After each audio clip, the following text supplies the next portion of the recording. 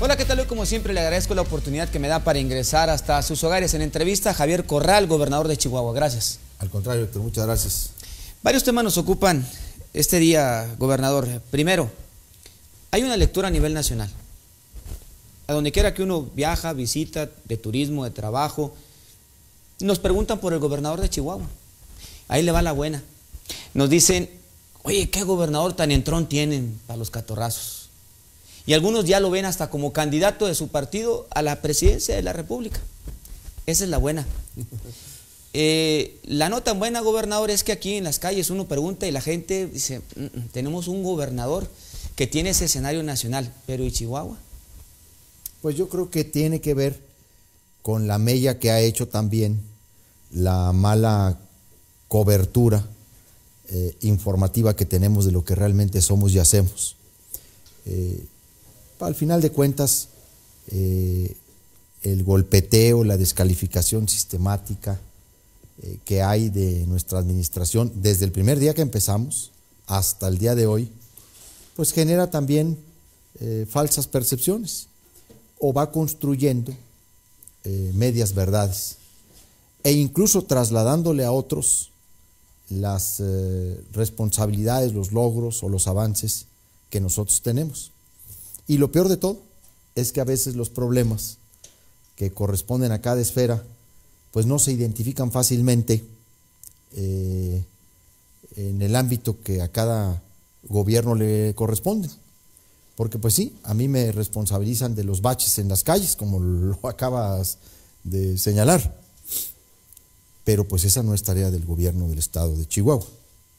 Entonces tiene que ver también, pues yo digo que con una falta de comunicar o de comunicación o de difusión de lo que realmente estamos haciendo. De hecho, que tenía comunicación ya no está, se fue. Tenemos una nueva coordinadora de comunicación social. ¿El anterior por qué se fue, gobernador? Porque Pinedo cumplió un ciclo con nosotros, porque la misma tarea que le encomendamos, en términos de una política de austeridad como la que yo impuse en el gobierno de Chihuahua, pues a él mismo le fue generando un gran desgaste.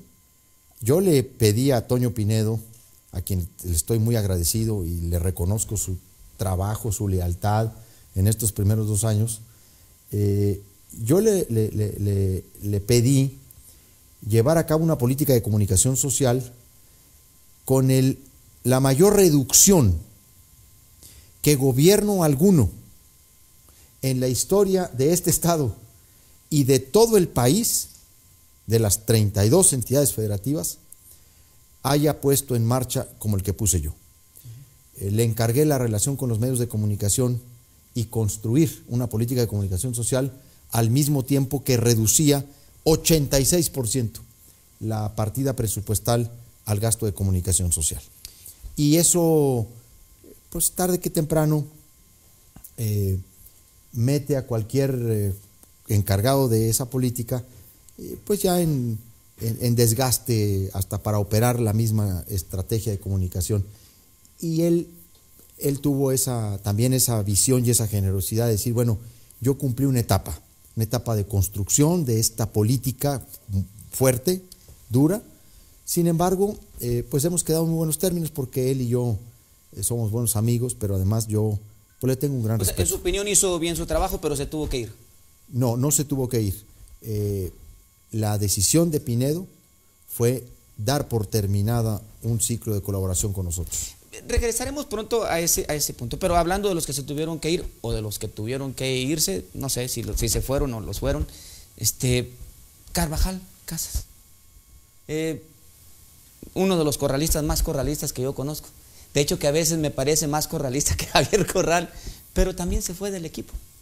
Bueno, también ahí hay que entender que cuando uno nombra un nuevo secretario de sector, un nuevo secretario de comunicaciones y obras públicas, como lo hice en el estado, pues también debo decir que tienen la libertad para conformar sus propios equipos y para integrar a las personas en quien ellos más confíen y sobre todo con quien hagan sinergia, armonía. Y en el caso de Gustavo Elizondo, al igual que lo he hecho con otros secretarios del gabinete, yo le di la libertad para que él evaluara al equipo que tenía en la secretaría y pudiera él resolver quién continuaba con él y quién no continuaba con él. Y bueno, en el caso de la Subsecretaría de Obras Públicas en Ciudad Juárez, estaba Andrés Carvajal. Elizondo valoró conveniente su cambio y así fue. Por cierto, yo había pensado en algún momento reubicar a Andrés Carvajal en alguna otra área, pensaba en alguna otra responsabilidad. Sin embargo, muy pronto después de ese reemplazo, Andrés Carvajal cambió pues radicalmente su opinión sobre nuestro gobierno. Entonces dije yo, pues algo sucedió aquí que yo no tenía contemplado, y así fue como se dio ese cambio. Oiga, pero ya tenemos un nuevo responsable de Obras Públicas en la zona norte, sí, ¿no? Tenemos un nuevo subsecretario aquí de Obras Públicas. Prácticamente ya tenemos todos los cargos debidamente definidos aquí en Ciudad Juárez. ¿Quién es el nuevo responsable? Su nombre es Roberto Barraza. Pero Roberto Barraza actualmente hace obras para el Estado a través de la Junta Municipal. No, bueno, ese era el anterior, ¿no? ¿No hay conflicto ahí de intereses? Hasta donde yo sé, no. O sea, en el anterior caso, entiendo que al que se había invitado al frente de este departamento, esta subsecretaría, perdón, era constructor del gobierno del Estado. Y eso hacía algo incompatible. No sé si eso se subsanó y si también en el caso de Barraza está presente, pero lo conveniente es que cuando entren al servicio público ya no tengan relación... Sí, si no, oiga, va a parecer una historia muy parecida a la que tenemos a nivel local. A nivel local, el que estaba en obras públicas le favorece sin licitaciones a un empresario que luego resulta se van en fórmula a la elección. De esas simulaciones, gobernador, Juárez ya está lleno. Bueno, nosotros no hemos hecho ninguna simulación. No. O sea, yo digo, si es proveedor o presta servicios y aparte él va a decir quién va a hacer las obras, en una de esas se dice pues que le haga mi constructora. ¿Va? A ver, lo que hay que distinguir muy bien en este caso como en el anterior que se nombró es que ellos eran contratistas de gobierno del Estado y los invitamos a ser funcionarios. Lo que yo creo que es muy criticable es que siendo funcionarios se hagan contratistas. Una vez que pasa a ser funcionario público, pues dejará de ser contratista. Eso es lo que ha sucedido en nuestro caso. Hasta donde entiendo, está liberado en este caso el conflicto de interés. Quien asuma una titularidad como la que asumió el ingeniero Barraza, no podrá proporcionar servicios al gobierno de Chihuahua, ni como, digo, en ningún sentido me refiero como contratista, ¿verdad? Nosotros cuidamos mucho eso. Ahora, a ningún profesionista, a ningún constructor, a ningún empresario, se le puede impedir que sea miembro del gobierno cuando deslinde claramente su relación comercial. A partir que toma posesión del encargo, no puede proveer más ese servicio. No puede ser constructor ni proveedor. Si se le puede comprobar eso, tendría que irse. Claro. A ver, lo hemos hecho en casos donde se nos ha señalado, hemos investigado, no ha habido, pero en el caso que se dé, pero por supuesto que así actuaríamos. Gobernador, regresemos a la primera pregunta. Aquí usted me hablaba de cómo en ocasiones, bueno, una relación, sobre todo cuando se baja tanto el presupuesto en publicidad, pues habría quienes puedan reaccionar de una manera vengativa, incluso, pudiera ser el término, ¿no? Incluso la gente lo percibe. Pero dejemos de lado lo que los medios de comunicación puedan publicar todos los días. La gente tiene la capacidad de análisis y ve lo que pasa en su entorno. En Juárez los muertos los contamos ya por arriba de 1000, tan solo en el 18. Y en enero no cambia la cosa. Viniendo para acá escuchábamos un nuevo ataque en una de las principales avenidas de la ciudad. Y es natural, digo, en el tema de la política a veces es así. Usted viene de un gobierno emanado del Partido de Acción Nacional, a nivel federal tenemos un gobierno emanado de Morena, a nivel local un gobierno emanado de César Duarte con disfraz de independiente, está bien, pero eso es irrelevante para el ama de casa, para el obrero. Los muertos ahí están. Y eso no tiene nada que ver con los medios de comunicación, gobernador. Bueno, el problema de violencia y de inseguridad, pues es el gran acumulado de este país. Cuando nosotros llegamos al gobierno, pues no hay duda de que este fue el principal problema que heredamos. No ha dejado de ser un problema el de la seguridad pública y la violencia en el estado de Chihuahua. Lo digo con esa claridad. Ahora nosotros damos mucho más información.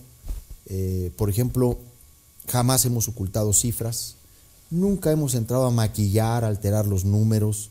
Al contrario, reconociendo el problema y su dimensión y su magnitud es la primera manera de enfrentarlo correctamente. Cuando un problema se oculta o se distorsiona o se altera. Vamos más allá, gobernador. Cuando nos dicen, vamos bien, hay orden en la ciudad y en seguridad pública, eso lastima mucho. Ese grado de cinismo lastima mucho a la mamá, al hermano, al hijo, de la misma víctima. Y luego nos dicen, todos los muertos no se preocupen porque estaban metidos en asuntos de narcomenudeo. Bueno, y entonces las policías están de adorno, los contemplan mientras se persiguen. No, lo que hay que decir también, desde una posición responsable, es que es un problema mayor, es un problema muy complejo, es un acumulado de muchas omisiones, de muchas complicidades, de muchas corruptelas y de la inacción también de un Estado en muchos otros rubros, no solamente en el de seguridad pública, sino en ámbitos como el desarrollo social, la vivienda, la educación, el empleo mismo, y que es un acumulado que en el país pues ya va para casi 2 décadas. Ahora, no están efectivamente las cosas como estuvieron en Ciudad Juárez en el 2010, en el 2011, pero seguimos enfrentando un problema muy serio que ahora se ha convertido en un problema nacional. O sea, el problema, en lugar de disminuir, ha venido no solo creciendo, sino extendiéndose en todo el país. Y de ser al principio, cuando nosotros llegamos, unos 6, 7, 8 estados eran cuando yo llegué, con índices muy fuertes en tasa de incidencia y en prevalencia delictiva. Ahora estamos hablando de 27 estados. Gobernador, eso está bien. Entiendo el análisis profundo que nos comparte de una visión nacional. Pero nosotros vivimos en Juárez, la gente que vive en Chihuahua, la gente que vive en Krill, nos importa el que se echan enfrente de la casa. También ahorita en la tarde, hace un par de horas, tiran otro encobijado, que es el 6º del día, en un parque público, frente a escuelas, donde hay niños entrando y saliendo. Cuando usted me explica esto, lo entiendo, pero déjeme ir un poquito más allá también. Cuando les apagan las lámparas para que la gente no pueda ver de noche ni reconocer a los criminales, cuando les ordenan a las patrullas que se retiren para que hagan la actividad criminal y luego ya llegan, eso sí, un montón de policías a la foto y bueno, eso no ayuda. Perdón, pero no, yo no puedo admitir que eso hayamos hecho nosotros en modo alguno, jamás. No, le digo yo lo que la gente me dice en la calle por cuanto hace a la presencia policíaca. El primer respondiente, que es la policía municipal. Sí, lo que yo puedo afirmar con toda certeza es que en la parte que a nosotros nos corresponde, estamos haciendo una gran tarea para fortalecer las capacidades de la Fiscalía General del Estado, lo hemos hecho. En la parte que a nosotros corresponde, en la tarea preventiva, nos coordinamos en operativos con las demás corporaciones para enfrentar en operativos conjuntos a la delincuencia. Todos los días tenemos detenciones, aseguramientos, confiscación de armas, recuperación de dinero. Ayer mismo, en Ciudad Juárez, hicimos un aseguramiento de cerca de 180 kilos de marihuana. Al día siguiente, en la mañana, detuvimos a un joven con una AK-47. O sea, cada hora que pasa estamos haciendo, y estamos concentrados en Juárez. ¿Por qué estamos concentrados en Juárez? Porque en Juárez está el problema fundamental de los homicidios dolosos en el estado. La mayoría de los indicadores y de las estadísticas de delitos en el estado de Chihuahua que corresponden al fuero común estrictamente hablando, lo digo con toda claridad, hemos abatido prácticamente todos los índices. A ver, en el estado de Chihuahua, los secuestros que se denunciaron el año pasado, todos se resolvieron recuperando víctima, dinero, aprendiendo al victimario, y no fueron más de 6 o 7 secuestros. ¿El empresario de Cuauhtémoc no murió? No. ¿Cuál empresario de Cuauhtémoc? ¿Ballena? Ah, bueno, de Chihuahua. Sí. Él fue asesinado en... ¿No era un secuestro ese?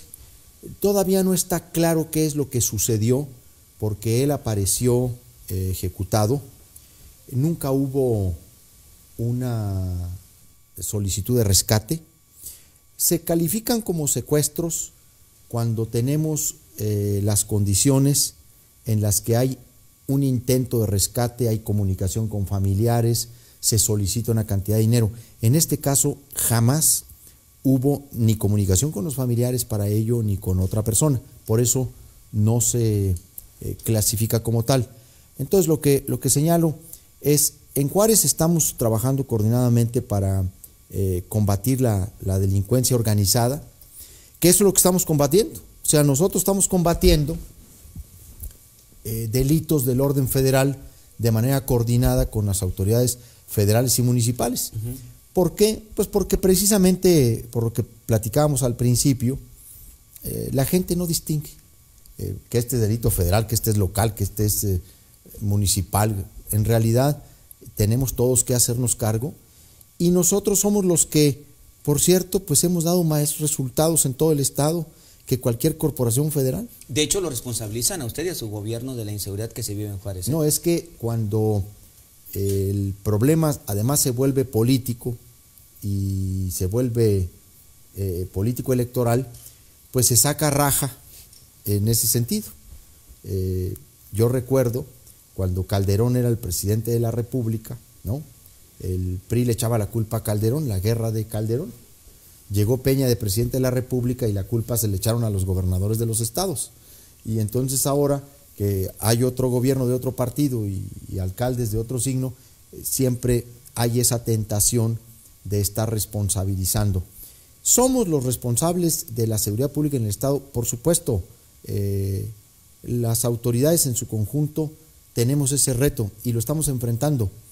Va a pasar todavía buen tiempo para que este problema vuelva a niveles bajos, porque hay primero que solucionar la depuración de corporaciones policíacas. Nosotros lo estamos haciendo, nosotros acreditamos cómo estamos limpiando nuestras policías, y los resultados que damos tiene que ver también con disponibilidad de recursos. Eso es muy importante, ¿verdad? De qué manera y con qué capacidad estamos enfrentando el problema nosotros a nivel estatal. Y lo que sí puedo decir es que hasta ahora, con el nuevo gobierno federal, tenemos la disposición de coordinarnos y estamos trabajando juntos. De hecho, aquí estamos en Juárez desde hace un mes, en un operativo especial que tiende precisamente a reducir los niveles de violencia y la tasa de homicidios. ¿Está usted enfrentado con el gobierno de Andrés Manuel López Obrador? No, no estamos enfrentados. No. No como lo tuvimos que hacer con el gobierno del presidente Peña Nieto. Con Peña Nieto tuvimos incluso una confrontación pública muy fuerte, que nos llevó incluso hasta a llevar a cabo una marcha, una caravana a la Ciudad de México, pues por muchos motivos. Primero, por la dilación de la extradición de César Duarte, todo el encubrimiento, la protección que Peña Nieto le brindó hasta el último día de su mandato a Duarte, y también por la retención indebida de recursos al Estado.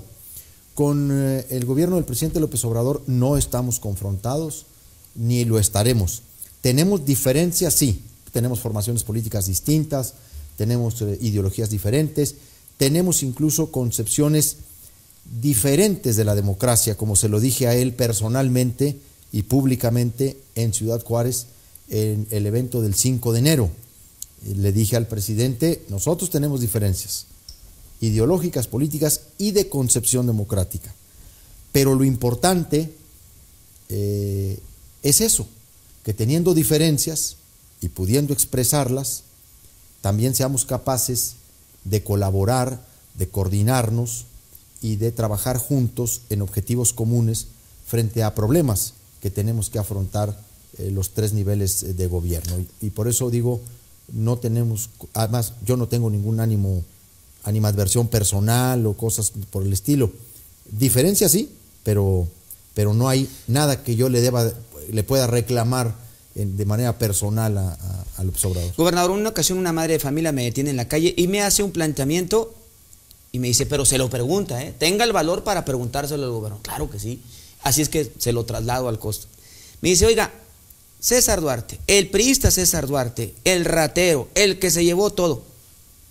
Es muy cierto por los testimonios que hemos visto, las pruebas que hemos visto, los ranchos, todo eso. Pero había obra. Con este gobernador que no se roba ni un peso. ¿Y la obra? Pues es una mentira que había obra. Se lo robaron todo. La señora está desinformada. ¿Cuál obra? Bueno, ¿cuál obra? Bueno, a ver. No, a ver, usted debe saber. A ver, ¿Cuál obra? Yo le traslado la inquietud de la persona que me aborda en la calle. No, pues ¿verdad? es el gran tema. Y aquí el que pregunta, deme la chance de hacer mi trabajo, soy yo, gobernador. Bueno, pues ahí le va. Pues es que yo también puedo preguntar, porque no se vale trasladar preguntas que ni siquiera sustento tienen. El gran problema... Yo no cuestiono a nuestros televidentes, gobernador. No, yo sí, es parte de mi función también. El gran problema es ese. ¿A dónde se fueron los casi 40,000, 38,000 millones de pesos a financiar el déficit operativo del gobierno? Porque dijera uno, no, bueno, está lleno Chihuahua de carreteras. A ver, ni los hospitales pudieron terminar. A ver, la gran obra en Ciudad Juárez, ahí están los hospitales. Cuando quieran, vamos y los vemos, para que vean la gran obra. Este fue el gran problema, el saqueo, el rateriaje, fue solo para justificar el déficit operativo del gobierno y seguir aumentando nómina y haciendo cosas que tenían que ver más con cuestiones... No, el centro de convenciones, ese fueron 100 millones de pesos, entre otras, ¿no? 100 millones de pesos en cimientos. En aplanar tierra. Entonces, quebrados nosotros, como gobierno, en términos de sus finanzas, hemos hecho, por ejemplo, en Ciudad Juárez, en agua potable, hemos invertido 600 millones de pesos en 2 años, 4 meses, en ejercido, en lo que está en proceso y lo que falta, que ya está programado. En educación hemos invertido 500 millones de pesos en infraestructura educativa en Ciudad Juárez. A ver, hemos invertido 400 millones de pesos en desarrollo urbano. Solo en programas de obra, que es inversión en infraestructura, hemos invertido en Ciudad Juárez cerca de 1,500 millones de pesos. Solo en Ciudad Juárez, sin contar los apoyos a través de programas que representan como otros 180 millones de pesos. Esto que estoy diciendo es fruto del ahorro, de la austeridad, de la buena administración de los recursos. Jamás la Junta de Aguas en Ciudad Juárez, que es la ciudad en la que estamos haciendo esta entrevista, había tenido con ingresos propios el tamaño de inversión como el que nosotros hemos hecho.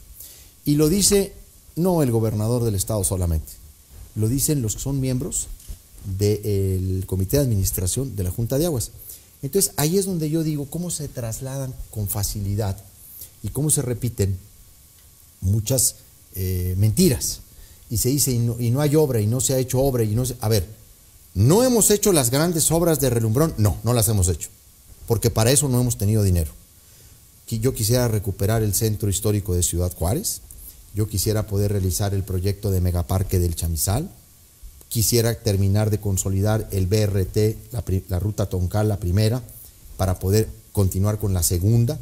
A mí me gustaría generarle a Ciudad Juárez la mayor inversión de drenaje pluvial. Para eso no hemos tenido dinero. Yo creo que no hay un momento y una posición más frustrante para un gobernador, mi estimado Héctor, que no tener dinero para gobernar.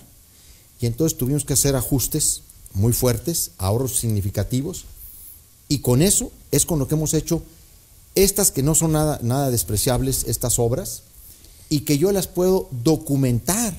Lo que yo estoy diciendo, puedo documentarlo. Está bien, gobernador, y entiendo cada una de sus palabras cuando dice qué frustración no tener dinero para hacer las obras. ¿Se imagina usted la frustración del obrero que dice, pues yo no tengo dinero, pero tengo que pagar mis impuestos y no veo las obras? Porque a ver, las obras en Juárez, del dinero que tenemos, las estamos haciendo. ¿Cuáles son las obras que quisiéramos hacer en Juárez? Pues son obras de mayor alcance y son obras que nosotros tenemos priorizadas y que espero que ahora, con el respiro que nos dará la reestructura de la deuda, podamos empezarlas y terminarlas en nuestro gobierno. Y si no las terminamos en nuestro gobierno, empezarlas, continuarlas y dejar asegurado los recursos para esas obras. La gente debe saber que los impuestos que paga se administran correctamente en servicios del gobierno de Chihuahua. Estamos trabajando para mejorar servicios de salud, de educación. En su gobierno, yo sé que usted ha emprendido una cruzada contra la corrupción. ¿En su administración no han encontrado actos de corrupción? La Secretaría de la Función Pública pues ya ha hecho muchas acciones en torno de sancionar pues conductas irregulares. Hasta ahora al gobierno de Chihuahua no se le ha presentado ninguna denuncia, vamos a decir así, relevante de un caso de corrupción. Tocar un peso es relevante, gobernador. Uno solo, usted Claro, lo ha dicho. Claro. Y entonces no estamos hablando de los millones, un peso. Pues no tenemos ninguna denuncia. Ni en salud. En salud tampoco. Tenemos una investigación sobre un proceso de licitación de unos medicamentos, está en marcha. Que yo recuerde, ese es el tema como más relevante que estamos investigando. Y también lo digo, yo en ese tema he sido muy enfático una y otra vez. En el tema en el que yo soy absolutamente intransigente es en el tema de la corrupción, ¿verdad? Aquí el que la haga la va a pagar, porque a mí nadie me va a quitar la fuerza moral y política en un tema en el que yo me he comprometido a lo largo de mi gobierno y en el que Chihuahua es punta de lanza, referente a nivel nacional. Así que cualquier denuncia de corrupción, cualquier desvío, nosotros lo investigaremos y llegaremos hasta las últimas consecuencias. Si en otros casos, que tiene que ver más con faltas administrativas, se han producido sanciones que yo diría ejemplares en términos de inhabilitaciones, de remociones, etcétera, mucho más lo haremos cuando se acredite un acto de corrupción. Gobernador, mire, puedo tener una percepción equivocada, y corríjame lo necesario, ¿no? Yo no tengo ningún problema con eso. Durante esta administración estatal jamás me han sugerido temas para cuando entreviste al gobernador, y aunque lo hubieran hecho yo jamás los hubiera aceptado. Ni amenaza alguna, ni intimidación, ni persecución, eso no está a discusión. Puede no estar de acuerdo. De hecho, en esta misma entrevista usted me ha dicho, no, pues no se vale trasladar una mentira. Bueno, ya le he explicado, yo no cuestiono a mis televidentes, pero no lo ha vetado, ni siquiera ha vetado a este conductor. Y es algo que yo agradezco. Porque el derecho a la información no es mi derecho, es un derecho de toda una nación. Los defensores de los derechos humanos no solamente se defienden a sí mismos o a su comunidad, son un emblema. En ese sentido, ya por ahí le han privado de la vida a algunos en la sierra, gobernador. ¿Cómo andamos? Bueno, pues ahí es donde también yo puedo con toda satisfacción hablar de los resultados sin dejar de seguir lamentando. Siempre voy a lamentar cómo se asesinó a varios líderes indígenas rarámuris, defensores del bosque y de la tierra y de los derechos de los pueblos indígenas. Y son en estos casos, también lo digo abiertamente, en donde yo he colocado un énfasis especial para dar resultados y detener a los responsables. No porque yo haga diferenciaciones entre los que se pelean entre ellos por cuestiones del narcotráfico, pero evidentemente que no es el mismo caso cuando suceden hechos o a la gente se le asesina en enfrentamientos entre bandas criminales que cuando se atenta contra la vida de un indígena indefenso o de un defensor de los derechos humanos. Y ahí puedo decir que hemos dado resultados muy rápido, resultados muy importantes que hoy son a nivel nacional, podría decirlo yo, un referente de la acción de la justicia. Hemos detenido a los responsables del asesinato de Julián Carrillo Martínez, líder rarámuri de las comunidades de Baborigame y Coloradas de la Virgen, en el municipio de Guadalupe y Calvo, que fue asesinado el 24 de octubre. Yo viajé al día siguiente de su asesinato a la comunidad, me encontré con su hijo, con su esposa, con sus familiares, y a toda la comunidad, frente al féretro de Julián Carrillo, les aseguré que íbamos a hacer justicia. A lo largo de 90 días desplegamos un amplio operativo en la Sierra de Chihuahua y rodeamos a los responsables. Los logramos individualizar, identificar. En algún momento de la búsqueda, de la persecución, los ubicamos, pero fue un operativo muy complejo, muy difícil por las condiciones topográficas de esa zona. Sin embargo, jamás sacamos a los elementos de la barranca. Ahí los tuve 90 días, con lo que eso significa, porque queríamos demostrar nuestra voluntad política, y no solo eso, mandar un mensaje muy claro a los delincuentes, a las bandas delincuenciales, de que no van a actuar impunemente contra los indígenas de este estado y contra sus defensores de derechos humanos. Y ese es el mensaje que hemos enviado. Es un acto de justicia, pero también es un mensaje a los delincuentes para decirles con toda claridad: nos podemos tardar, porque integrar las carpetas, conseguir todos los elementos probatorios que vinculen la responsabilidad directa, objetiva, de hechos delictivos, se lleva tiempo, y más detenerlos en esas condiciones topográficas, pero lo vamos a conseguir, como lo hemos conseguido en otros casos, como lo conseguimos, por ejemplo, con el caso de Isidro Valdenegro, otro líder rarámuri de la comunidad de Coloradas de la Virgen, que fue asesinado. Y debo decir, el día de hoy, que es día 28 de enero, cuando estamos haciendo esta entrevista, puedo decir que se inició el proceso judicial ante el juez de control para acreditarle la responsabilidad al asesino de este líder indígena. Este es el primer juicio que lleva un responsable de un asesinato de un activista de derechos humanos indígenas ante un juez en décadas. Según un boletín que acabo de leer del Centro de Derechos Humanos de las Mujeres, CEDEM, desde 1973, que han sido agredidos defensores de los derechos humanos de pueblos indígenas, a ninguno se le había llevado a un juicio. Y hoy se inicia en el estado de Chihuahua.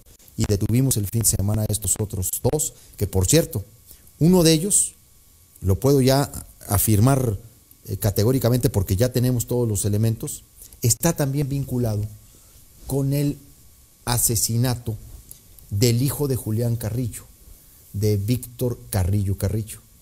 Y habrá de enfrentar entonces una doble causa penal.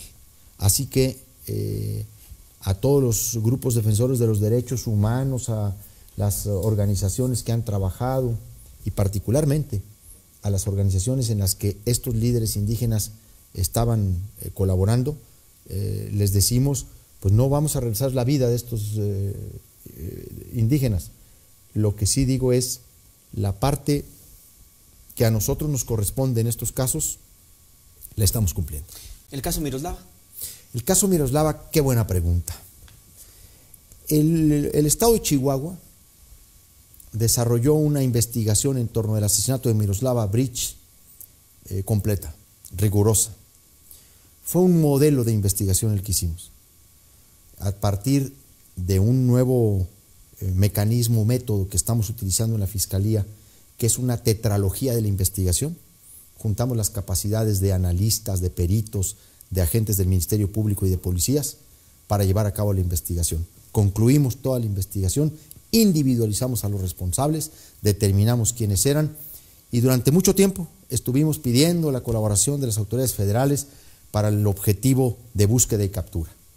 En una tarea coordinada, detuvimos la madrugada del 24 de diciembre al principal autor material e intelectual del asesinato de Miroslava, Elarri. Y quedaron por ser capturados otros dos de los responsables que tenemos identificados. Durante el tiempo que el gobierno del estado de Chihuahua tuvo la investigación del asesinato de Miroslava, teníamos manifestaciones en la plaza pública. Todos los días 23 se exigía castigo a los responsables, se exigía justicia, había marchas, protestas, desplegados, había una enorme difusión de notas, había la solidaridad de los reporteros, de los periodistas, muy bien. Desde que nos quitaron el caso, cuando atrajo la Procuraduría General de la República el caso de Miroslava Bridge y se lo llevaron, el expediente, nadie ha vuelto a decir nada. Ya no hay protestas en la PGR, ya nadie dice nada, ya no hay solidaridad, ya no hay desplegados, la familia ya no la hemos vuelto a escuchar, ni a las organizaciones que estuvieron detrás de la solicitud de atracción del caso de Miroslava, las hemos vuelto a escuchar en la calle o en los medios de comunicación exigiendo justicia por la periodista.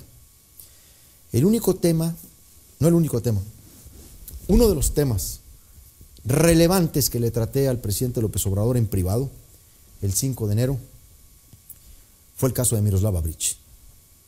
Le platiqué lo que estaba detrás y le platiqué al presidente de la República la respuesta que nos dio la PGR cuando nosotros señalamos a quienes podían estar detrás del asesinato de Miroslava, además de Elarri como autor material e intelectual. Y le di muchos detalles. Incluso le comenté que tenía copia de la respuesta que la PGR nos había dado cuando le dijimos que necesitábamos su colaboración para entrar a un objetivo mayor. Parece que soy yo el que he insistido más en este tema. Pero, ¿qué quiero decir con esto, Héctor? Qué paradójico, qué grotesco y qué penoso. Que durante un tiempo, mientras lo tuvo el gobierno del estado de Chihuahua la investigación, que somos los únicos que hemos dado resultados en este tema, porque desde que se llevaron la investigación de Miroslava, no han movido este dedo, la federación. Y lo dijimos, que se lo llevaban con una intencionalidad política, tratar de golpearnos, de descalificarnos. Por eso es criminal politizar los temas de la seguridad, los temas de las investigaciones de este tipo de delitos, tratar de sacarle raja político electoral al asunto, porque termina estos casos olvidados. Y tan es así que pues después de mucho tiempo usted es el primero que me pregunta por el caso de Miroslava, pero eso es lo que ha pasado. Se lo llevó la federación y no volvieron no hemos vuelto a saber nada. Y yo le pregunto a las organizaciones que buscaron que se lo llevara la PGR, que nos quitaran la investigación a nosotros, yo les pregunto, ¿cuál ha sido su actuación? ¿Qué han hecho? ¿Cuál es el avance de este caso? Y nos vamos a enfrentar con una realidad. No han avanzado nada desde que se lo llevaron. Gobernador, a ver, otro tema que usted trae muy frecuentemente es el asunto de la transparencia, que va de la mano al combate de la corrupción.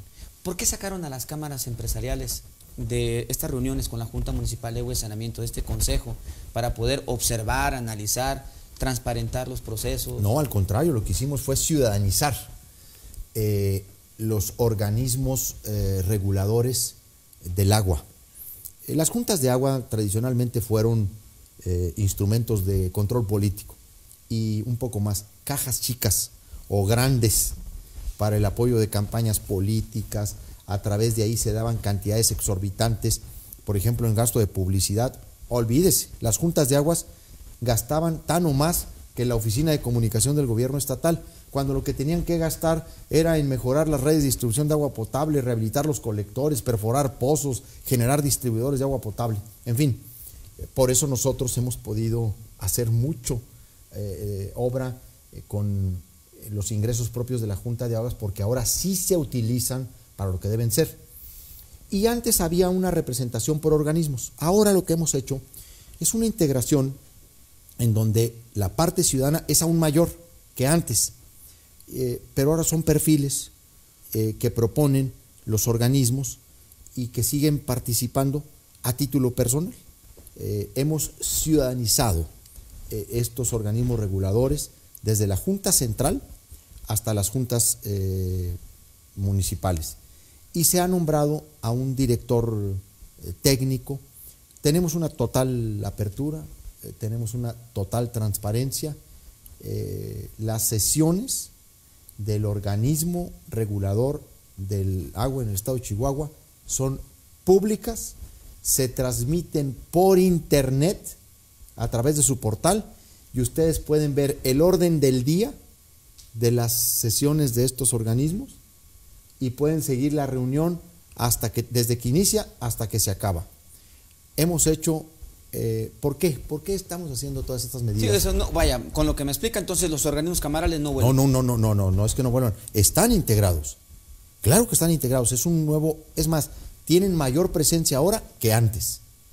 Al contrario, lo que hicimos fue colocar una parte mayor ciudadana que la de gobierno, y generar perfiles en la ley, requisitos, para que el perfil de directores sean perfiles más administrativos y técnicos que políticos.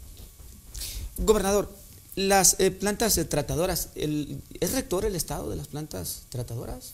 Pues son plantas que administra la Junta Central de Aguas y Saneamiento. ¿Pero el servicio lo ofrece un particular? No, ahora lo que estamos haciendo es convocar a un proceso de rehabilitación de estas plantas mediante una asociación público-privada. Queremos concesionar el tratamiento de aguas residuales y lo queremos concesionar a partir de su rehabilitación. Tenemos 2 plantas en la ciudad de Chihuahua que ya están muy deterioradas, ya no están generando un tratamiento adecuado de calidad, y lo necesitamos reforzar y rehabilitar precisamente para destinar esa agua a consumos industriales o con una buena calidad a lo que es el riego de cultivos que no representen vegetales, ¿no? Y entonces el Congreso nos autorizó el concesionamiento de los proyectos de rehabilitación, pero las plantas tratadoras las administra la Junta Central. Bien. En estos momentos no hay particulares interviniendo. Ahorita no, hasta que concesionemos la rehabilitación. Una última pregunta, gobernador, porque sé que su agenda está ocupada. La pregunta sería, ¿hoy ya tenemos un mejor Chihuahua con todo este tiempo de su administración? Pero no hay duda, no solamente en el ámbito de las libertades políticas, ya de una de ellas tú te encargaste de señalarlo. Hoy se respeta la libertad de expresión, no se persigue a nadie, así sea hasta con los excesos que hemos visto también. Vengativos, dijiste tú, actitudes vengativas. No nos detenemos en eso. Es un estado en donde el crecimiento económico ha mejorado, en donde tenemos una mayor inversión extranjera directa. Chihuahua se ha ubicado en mejor lugar a nivel nacional.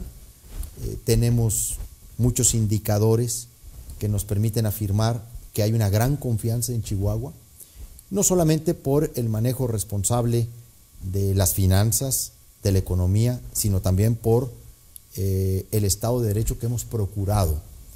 En nuestro Estado, mucha gente sabe, y sobre todo inversionistas de fuera, saben que uno de nuestros mayores compromisos es con la ley, y que aquí la ley no se negocia, y que la ley es una y vale para todos, y que el Estado de Derecho es un concepto fundamental que se traduce en una auténtica división de poderes, que se traduce en un ambiente laboral confiable, pero además un Estado en donde estamos enfrentando, yo digo con toda claridad, la atención a los más pobres. Yo hice un compromiso de atender a los que menos tienen, a los que menos saben, a los que menos pueden, y hacia allá hemos volcado muchos de nuestros proyectos y de nuestros programas. Hoy mismo estamos echando a andar muchas acciones, un programa muy importante, por ejemplo en Juárez, para jefas de familia solteras, que están asumiendo toda la responsabilidad con apoyos. Vamos a ser el estado que más cuida a sus niñas, niños y adolescentes desde la etapa prenatal, en un programa muy importante que se llama Chihuahua Crece Contigo, que no solo es cuidado infantil, sino es acompañamiento de desarrollo infantil temprano, y en muchas etapas: salud, educación, infraestructura, guarderías. Somos un estado que ha recuperado la confianza de la banca, de sus proveedores, de sus distintos componentes. Hemos pasado del lugar 27 en materia de transparencia presupuestal al número 1 en el país. No lo dice el gobernador de Chihuahua, lo dijo el INCO, el Instituto Mexicano de Competitividad. Y bueno, pues tenemos muchos avances, tenemos muchos logros. Los vamos a dar cuenta de ello el 2 de marzo que entra, con motivo de nuestro segundo informe de gobierno. Ahí voy a pensarle si voy o no voy, gobernador. La última vez no me fue muy bien, pero ¿Por bueno, qué? en el regreso a casa.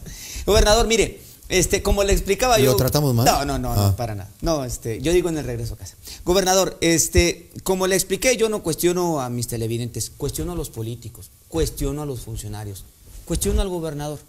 Y ya la gente, lo escucho atento, la gente tiene la capacidad de discernir lo que nos comparte el entrevistado, si le cree o no le cree. Le quiero agradecer esta entrevista. No, al contrario, pues yo se le agradezco a usted, siempre el tono suyo, inquisitivo, acucioso, cuestionador, contribuye a que podamos ir a aclarar los puntos. Y ese papel yo lo entiendo de cualquier comunicador que se precie de serlo. Al contrario, yo tampoco descalifico a nadie, pero sí tengo el deber, pues, de contestar, de replicar en un buen plan, ¿verdad? Ustedes tendrán siempre el respeto del gobernador de Chihuahua, más allá de la crítica que ejerzan. Así que, pues, tan amigos como siempre. Le agradezco su tiempo. Hasta luego. Gracias a allá en casa. Descanse, ya está bien informado.